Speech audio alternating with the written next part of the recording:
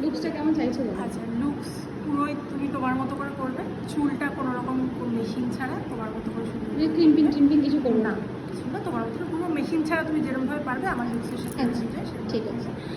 আইটা হবে তোমার হচ্ছে গ্লিটার আই করে দেবে, গ্লিটার করবো, হ্যাঁ গোল্ডেন উপরে করবো, একটু গোল্ডেন আছে শাড়ির মধ্যে। যেরকম ভালো লাগবে আমার হুম, লুকসে। হুম, আর বাদ বাকি পুরো তোমার মতো। আর কিছু আছে বলো? সব ও আর কলকাতা তোমার কাছে ছবি কলকাতা, পাঠিয়েছিলাম, হ্যাঁ হ্যাঁ। ওই তুমি কলকাতা একটু চওড়া চাইছো না একটু হালকা?